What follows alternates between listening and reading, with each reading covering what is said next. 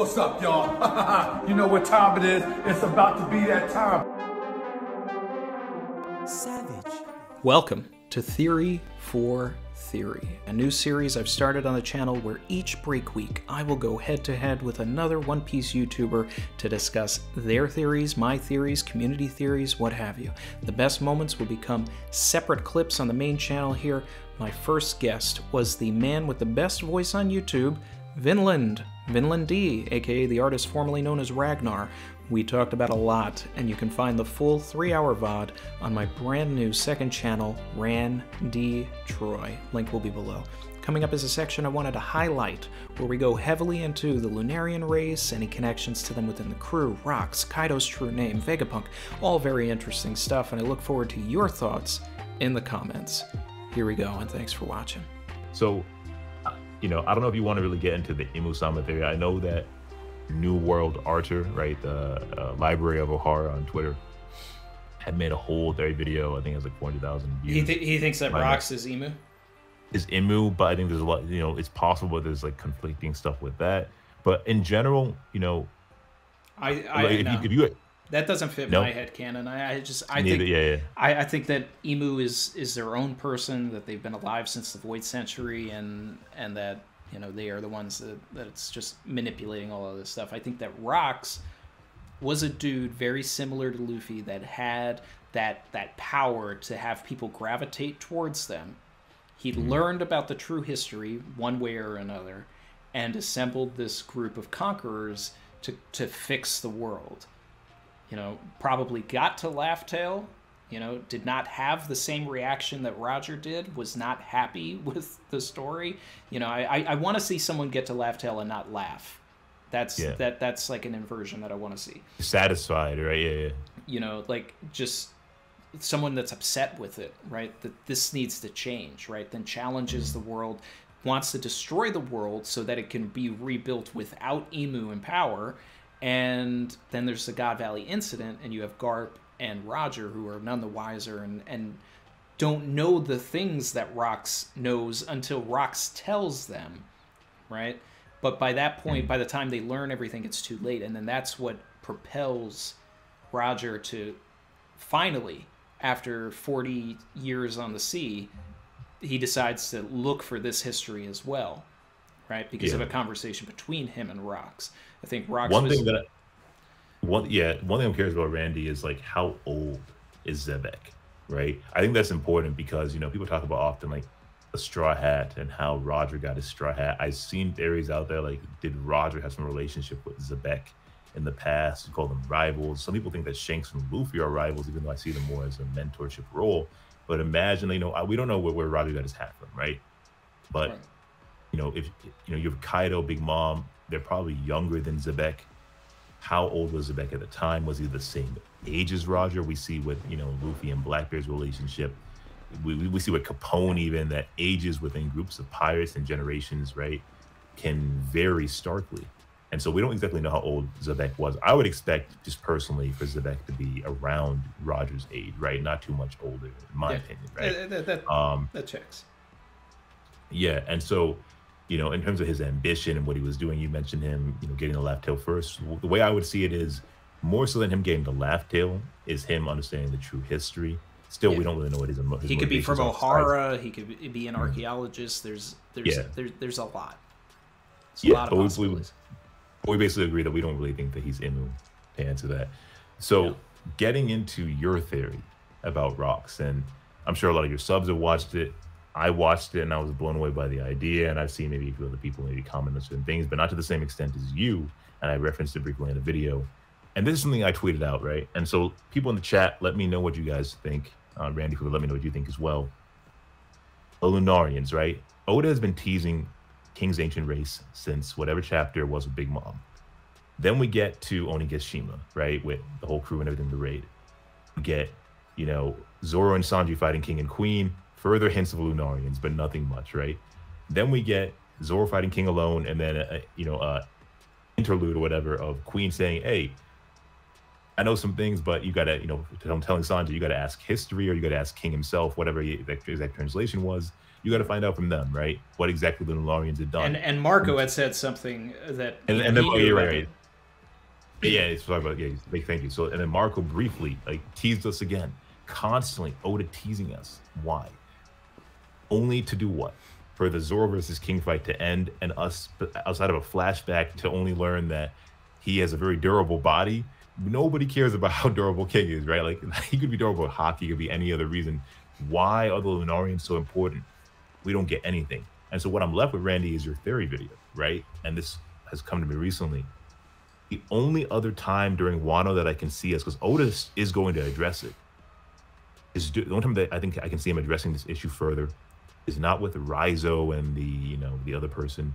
There's no other character that has any relevance outside of Kaidou himself, who during King's flashback was shown to have some knowledge of the Lunarians and their defensive capabilities, right? And they both seem to be both ancient races that have strong defensive abilities for whatever reason, maybe both being related to the land of gods, who knows? And so Kaidou probably has some knowledge from King from their conversations. Kaidou versus Luffy is the only other opportunity for us to learn more about the Lunarians. Why would Oda take out King the Wildfire before using him as the character to expand on his own character, right? There's a comparison that I point out between, Wiper, right, from Skypiea, who's a great character, right, who has that fire burning on his back, who now we know that Oda was probably alluding to another ringed race via him, right? With him, that little panel where he says, "For my ancestors." For me, I interpret that as King the Wildfire fighting for his ancestors, but we get nothing, right? Aside from Kaidou, I'm not going to lose so long as you remain strong.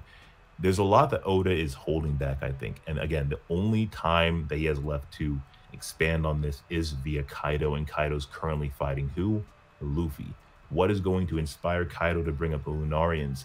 And so I refer to your video, Randy, about Rocks and then Dragon and Luffy, right? And questioning what relationship do they have to the ancient races of the world, to this void century, to why can Luffy use fire out of nowhere? There's a lot of stuff that Oda clearly has held back on, and he's hinted before in interviews. I don't want to say too much because, right, he says, I don't want to spoil anything because there are certain things he could say that would easily, given all this One Piece theorists out there, we'd be able to piece it together, so he just refrains from it. And that's probably why he does this in the story, right? He probably intentionally, just to give, some leeway to him, doesn't want to say things too early on in terms of explicitly laying out evidence here and there, because we'll easily piece it together given all the hints that exist out there, right? Exactly. And so I think that there's something that if the only time Oda is going to talk about Lunarians is with Kaidou, Kaidou needs an inspiration. He's not just going to start telling Luffy about King the Wildfire out of nowhere, right? Or talking about the Lunarians. He needs a motivation to do so, right? And notice how, when Luffy had that moment after Chapter 1000, epic moment, Kaidou's surprise and is considering Zevek and Roger and all of them as people that could defeat him, right? Right. Luffy intimidates Kaidou another time by using Red Hawk. I think you even mentioned this yourself in another video. He uses Red Rock initially, which caused the whole, wait, you think you're on their level, right?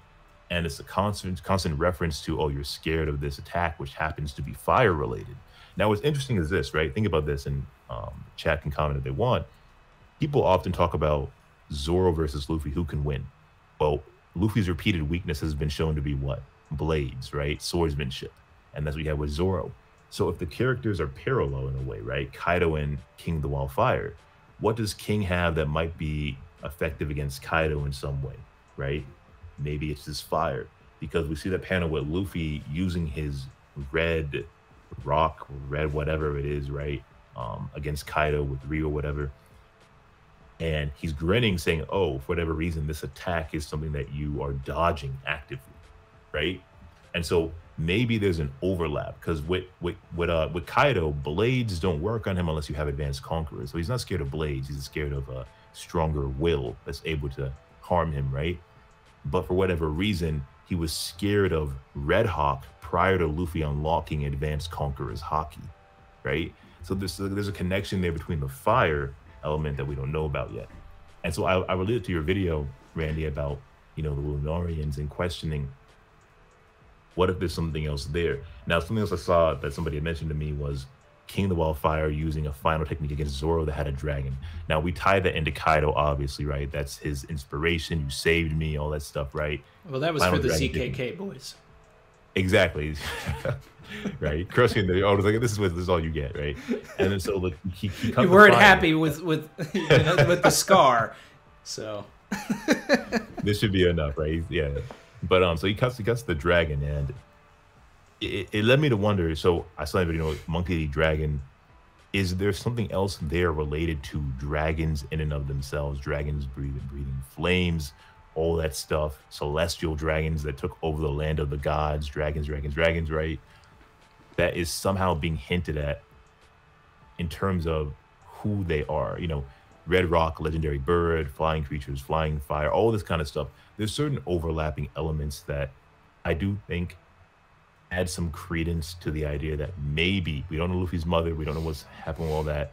Just maybe that will happen, but just maybe there's something there with Lunarians, why Oda has teased us, right, with the reveal of Lunarians only to have King defeated and not give us anything.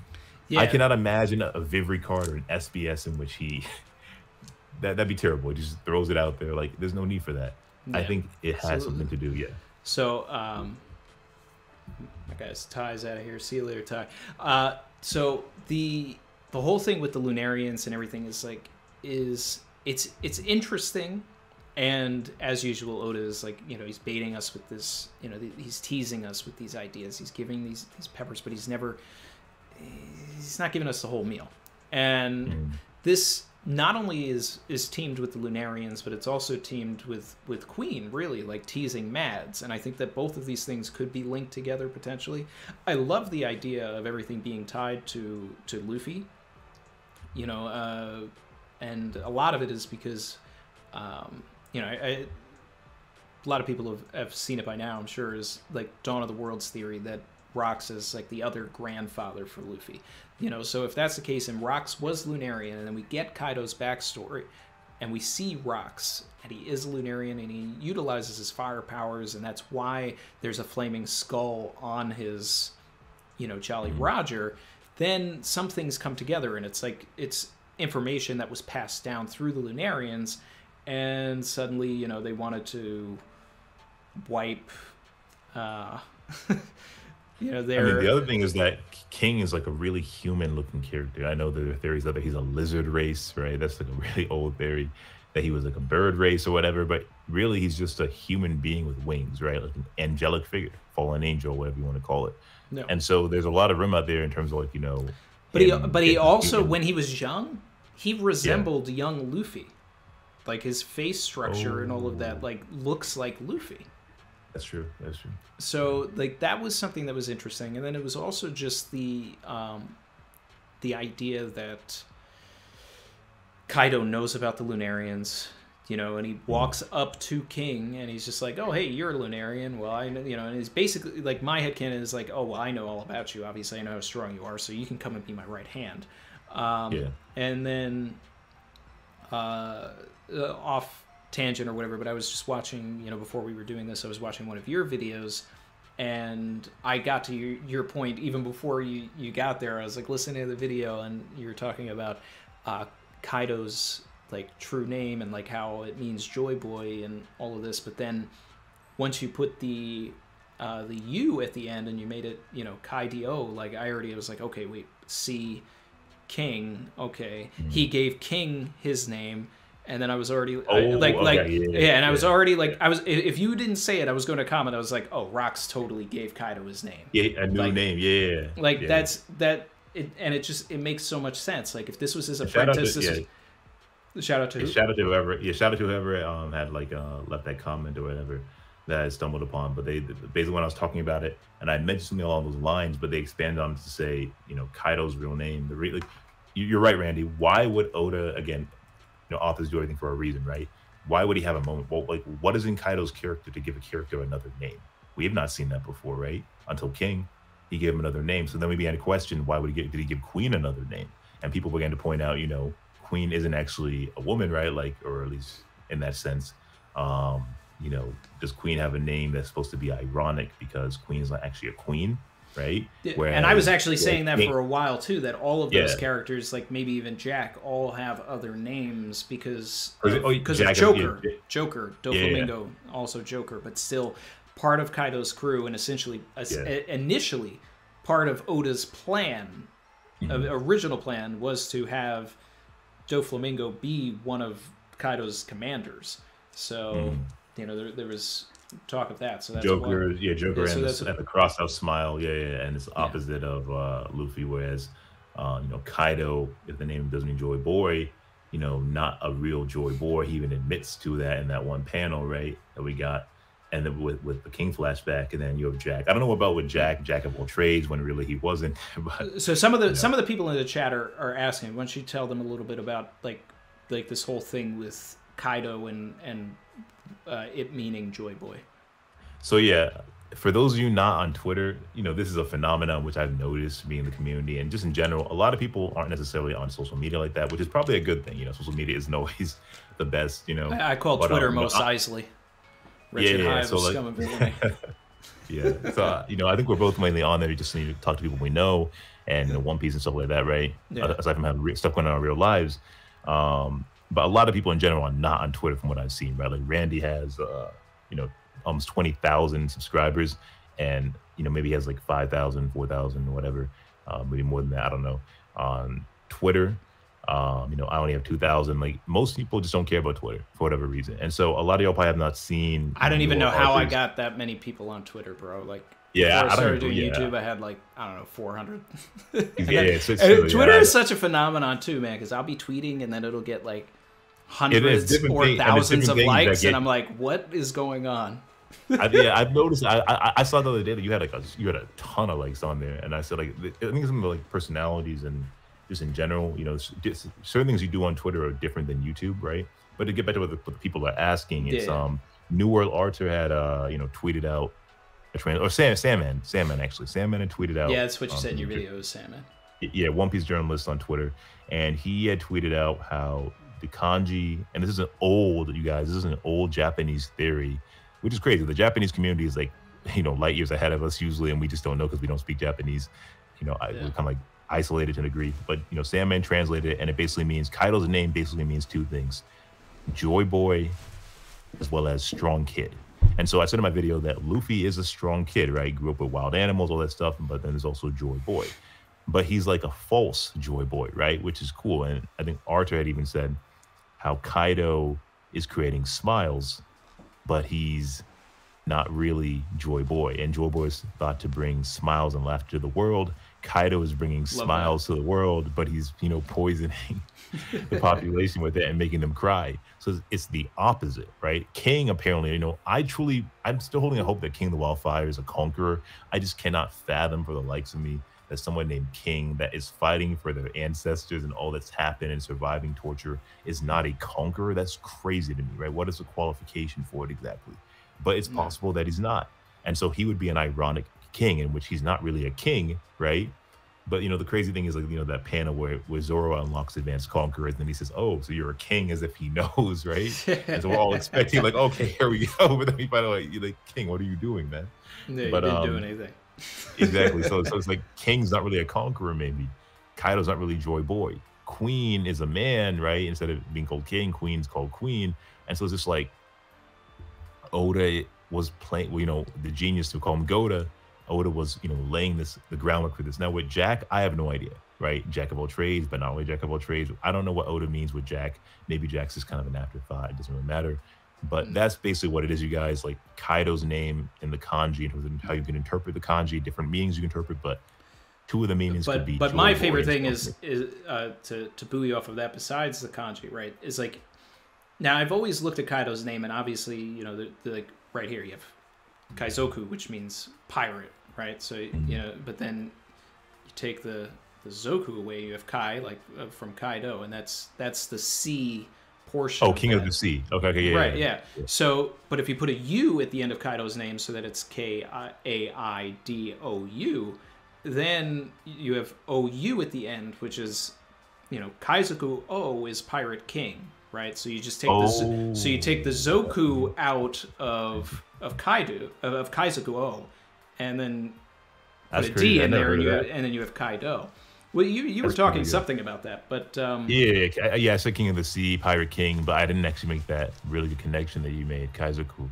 Yeah, that's really good because interesting enough, right? We're talking about Chapter 1000, and I made a video on that, and the connections everybody drew in Chapter 1000 to Luffy, how he hit Kaido, right? The dragon, the way he hit him, and the way that Ace had, in Chapter 999 had punched the dragon statue. Everybody went back to Chapter 1 and saw, even when Luffy looking like Shanks, right, with his cape and everything, right? The connection of Luffy punching the Sea King, right? And so you bring up, rightfully so, Randy, Kaizoku, I'm going to be the Pirate King is how Chapter 1 ends, right? Before he goes on his journey and then he meets Kobe and everything. That's how Chapter 1 ends. Yep. And it's just interesting that the Sea King is compared punching to Kaido. Punching a fish. Fish, fruit. Yeah. Fish, fruit. Kaido's dragon. Yeah, and so it ends the exact same way with Kaido probably being the closest maybe to being Pirate King outside of everybody else right now, but now Luffy takes him down, so what happens thereafter. That's a great point. Yeah. Let's go so the rocks theory I think is a really interesting one. But just to finish my one point that I was going to make about all of that is so with rocks and the Lunarians and all of that stuff, that brings also the other side of, like if Rocks is, related to Luffy in any way, and Luffy is part Lunarian, then it explains the, the fire and all of that. But more than even Luffy being Lunarian, it makes sense and I've talked about this a lot, for Sanji to have been spliced with Lunarian DNA, because it's like there are key things, especially in storytelling, right? When we, the audience, are learning about something, someone is telling, we have to look at the person that is being told that information because it's meaningful to them, right? You take into instance, like I had the theory, Brago put a video up, everybody was talking about this. Momonosuke holds up Onigashima and like uses his flame clouds, right? And people were talking about this in 997 when it came out. I was talking about it in 997. They brought it up in my stream. I was like, that is definitely going to happen, and we ran with it from there. But the biggest evidence that I had for that was when we learned about flame clouds to begin with, was from Yamato telling Momonosuke, the person that it matters to, right? Mm-hmm. So when we're learning about Lunarians, it's Queen and King essentially telling Sanji, right? And then here's Sanji having these transformations that he's going through and all of that, and then we're slowly learning about Mads, right? So that's why I started to think more and more about Vegapunk coming to Wano and how much that, that really makes sense. And then if he brings the SSG, which was foreshadowed in 985, because Kaido said, right when he was talking about the new Onigashima initiative, he's like, hey, the government is getting rid of the warlords because they're saying that they have this force that can take me down, that can take Big Mom down, right? So just finish. So if Vegapunk comes to Wano, right, then that is an opportunity for Vegapunk to be the person that actually tells us about Lunarians to Sanji. Like, hey, I was there when your dad spliced all of you kids with this DNA. So then we learn more about it from that, and simultaneously button up both of those storylines, right? Where King was a Lunarian, Queen was part of Mads, Vegapunk was a part of Mads, and then had access to this Lunarian DNA as the person who experimented on King. So it's good that you brought this up, Randy, because you brought up earlier with the dragon thing.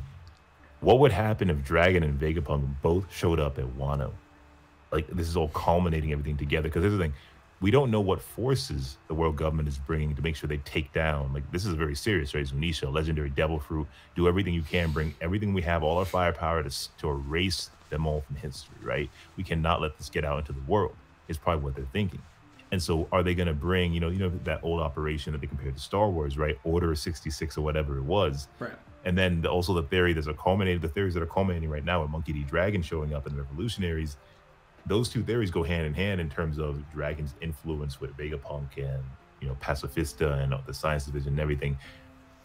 Maybe there's something there in terms of an epic moment. It's like everything looks very dark. And then this genius,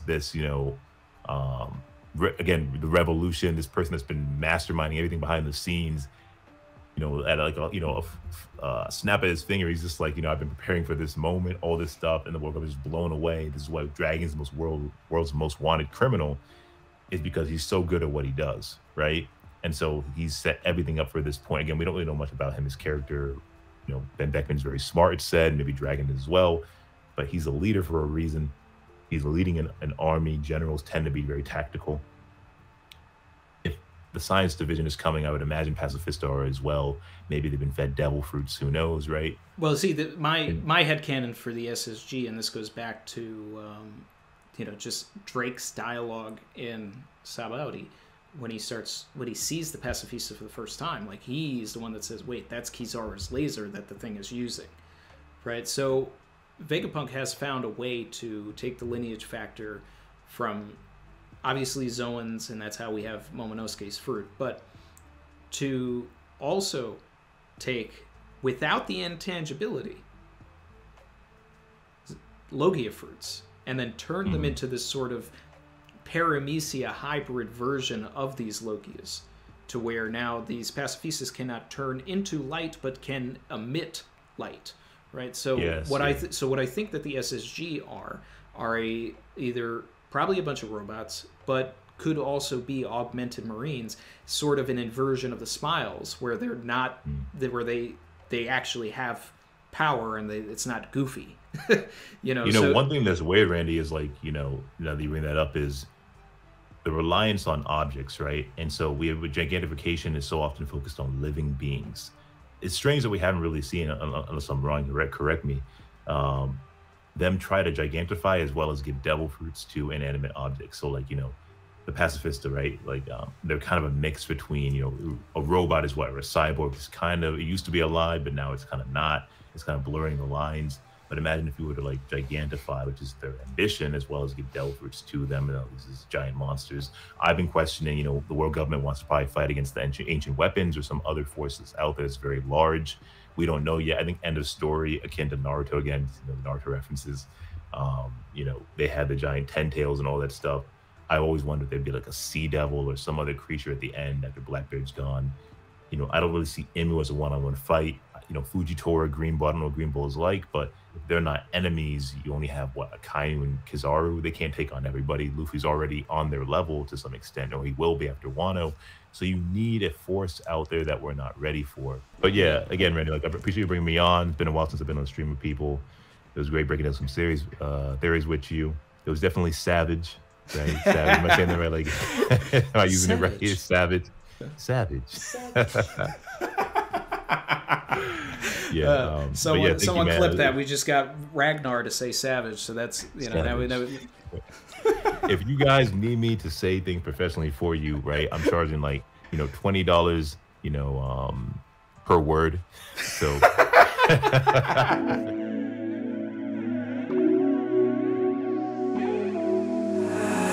been swimming deep, deep. Savage.